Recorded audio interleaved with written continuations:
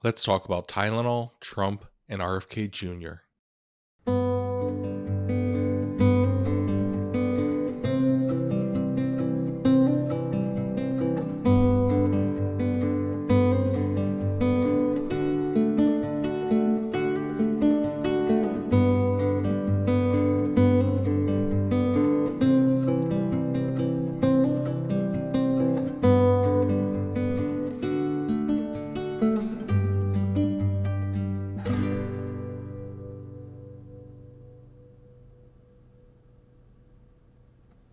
Hey folks, welcome to the Autistic Adoptee channel.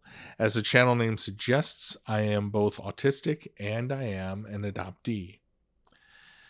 Ever since RFK Jr. was anointed the head of the U.S. Department of Health and Human Services, I have wanted to respond. But I've been struggling with what I have to say that other more established, more qualified YouTubers and content creators haven't already said and said better than I ever could. When I started this channel, I mentioned in my introductory video that I was not sure what this channel would become. And since then, it's become a sort of journal to capture what I'm learning and discovering about autism and myself.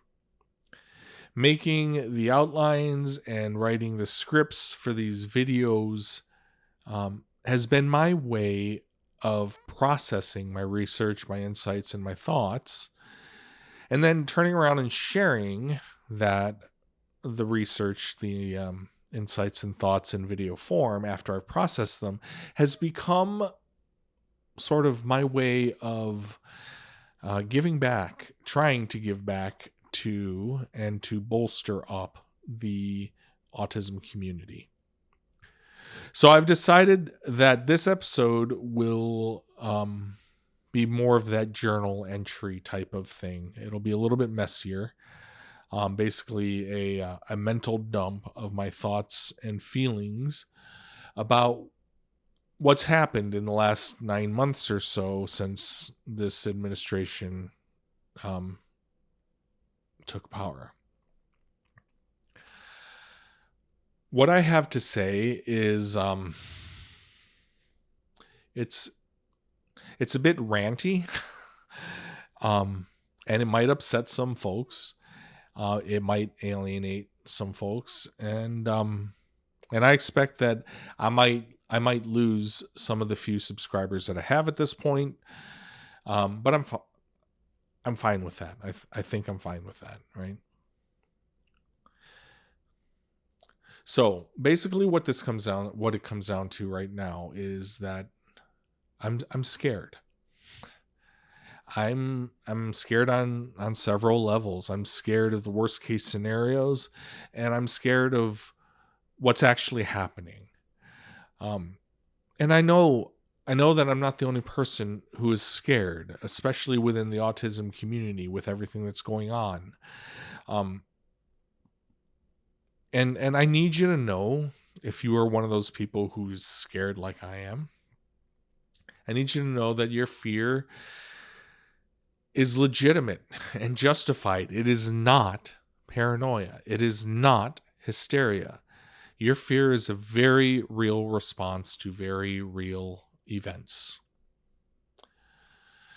What is happening right now is that science and fact-based analysis and understanding is being replaced by confirmation bias at the very highest levels.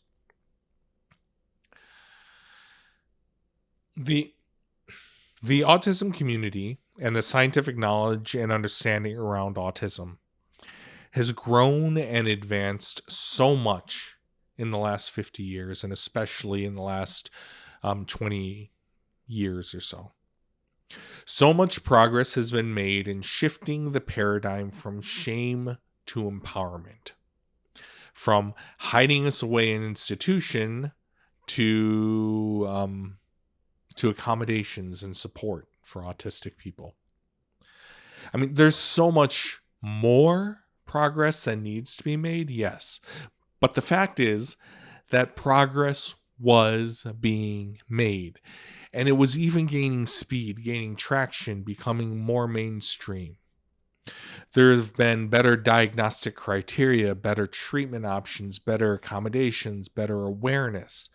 There's been more occupational therapy to teach autistic people skills, and less ABA, which teaches autistic people to mask and to change their behavior to make us more palatable to allistic people.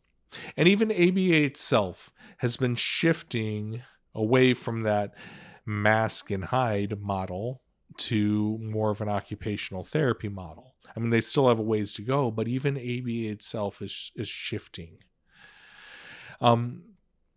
There's been a shift away from the harmful functioning labels, and the shift towards a focus on support needs instead. So much progress has been made. And part of that progress, the increased understanding of autism as a spectrum and better diagnostic criteria for autism, is being weaponized against us. That is actually that's progress, but it's now being weaponized against us. In spite of very clear scientific data from multiple large-scale studies that shows that autism is a heritable trait, a genetic trait, RFK Jr. is still claiming that the ever-increasing number of autism-diagnosed people must be due to environmental factors like vaccines instead of being due to better diagnostic criteria and better understanding of autism. His anecdotal stories of there not being autistic people when he was growing up has formed the basis of his confirmation bias that there has to be an external factor. The fact is that the diagnosis of autism didn't even exist when he was growing up. The diagnosis back then was childhood schizophrenia, and many people with that diagnosis were hidden away, ended up in institutions, hidden away from the rest of society where he would not have seen them when he was growing up.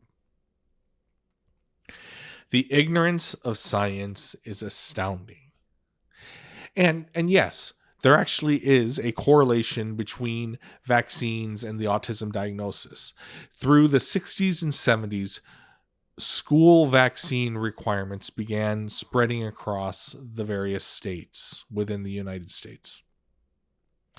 And by 1980, every state had a school vaccine requirement.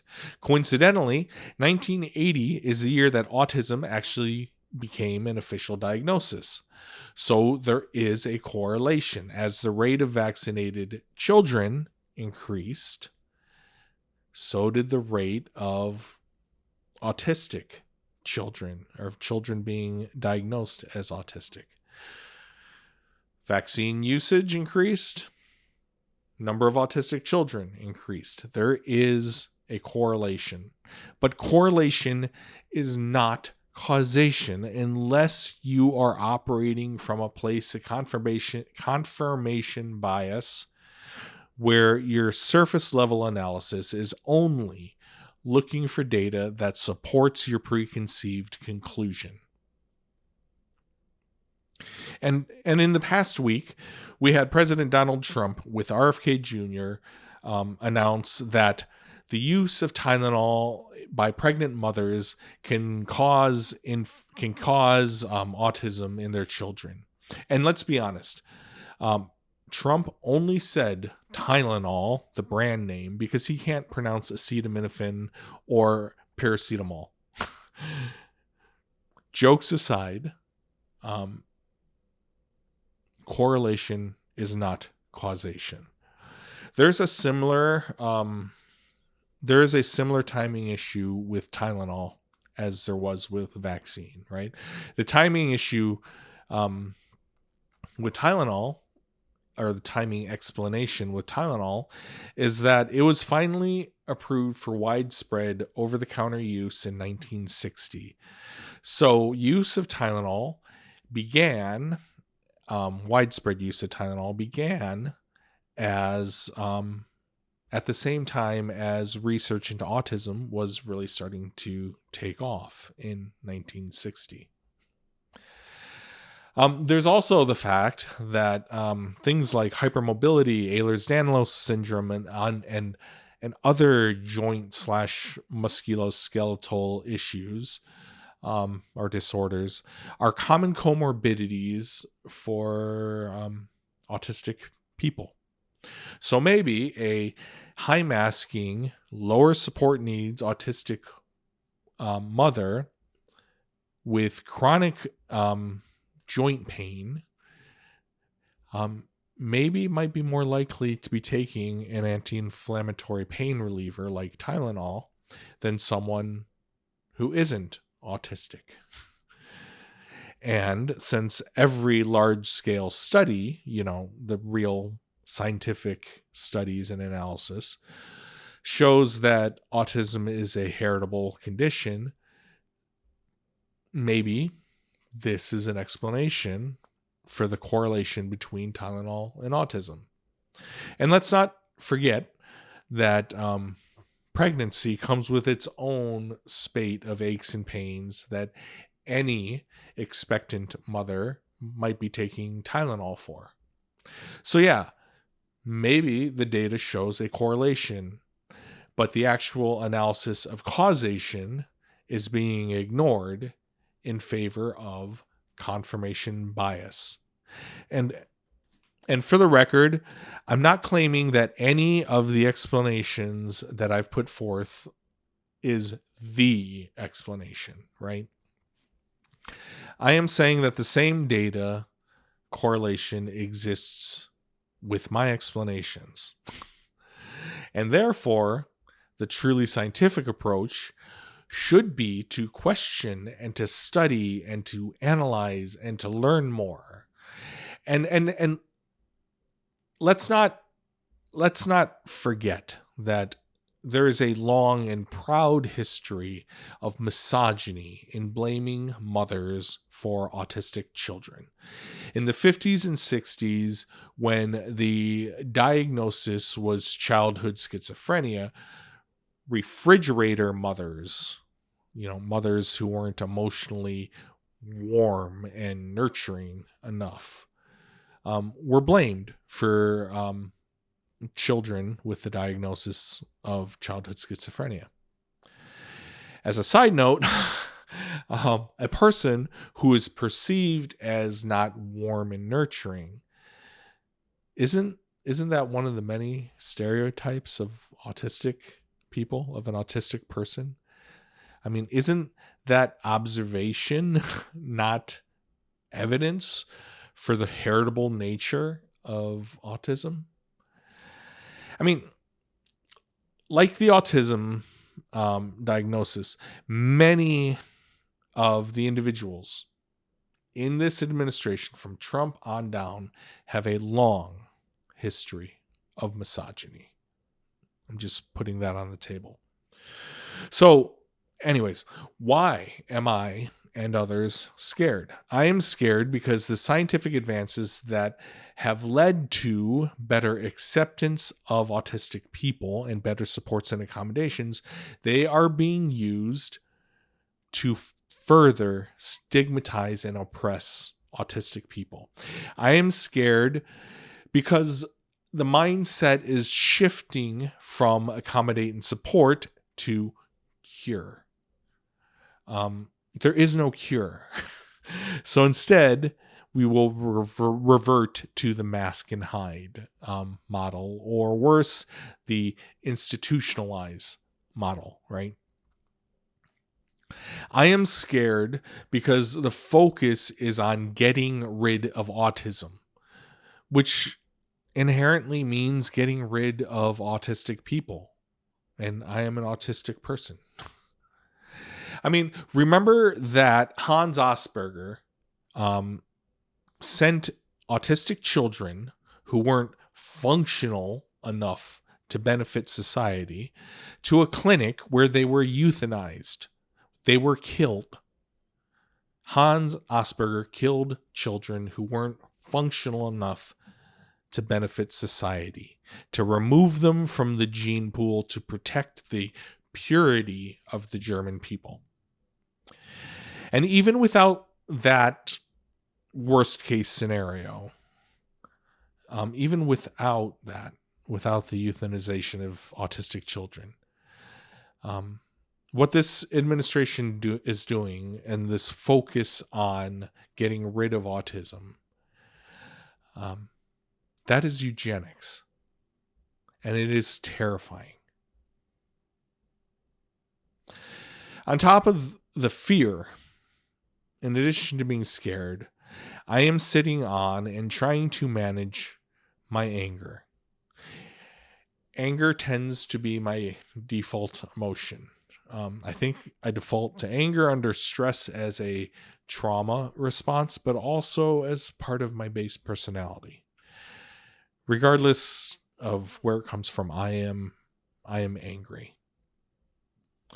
I participate in autism groups online that are by and for autistic people.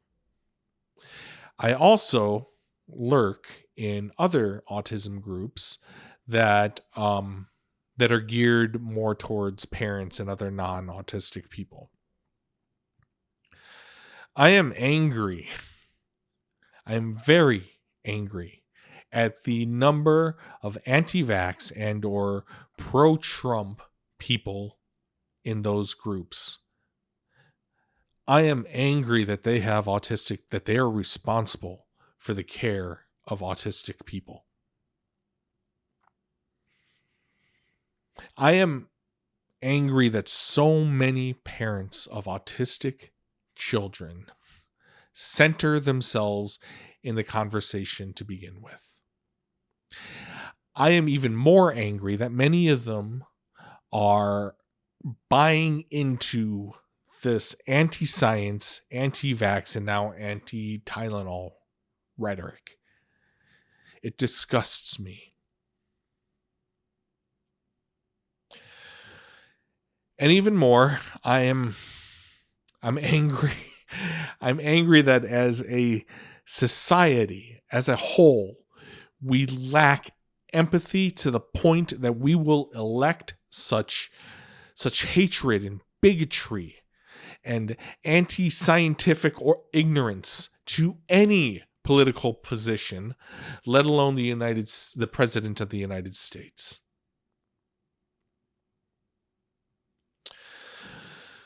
Okay, if you are still with me at this point in the video, thank you. I wish I had a hopeful note to end on, but I don't. I'm not very hopeful right now. We'll see the way midterm elections and stuff like that goes, but I don't have a lot of hope right now.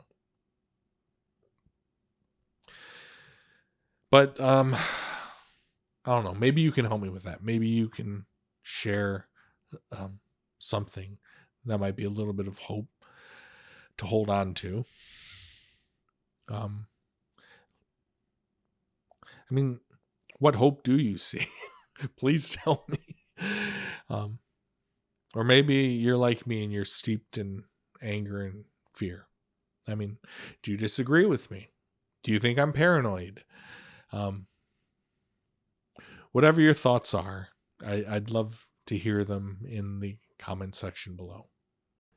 Hey folks, thanks for watching. If you liked the video, remember to drop a like and leave a comment or a question down below. If you're new here, subscribe and ring the notification bell for more content like this. Until the next video, keep living your best life and know that you deserve it.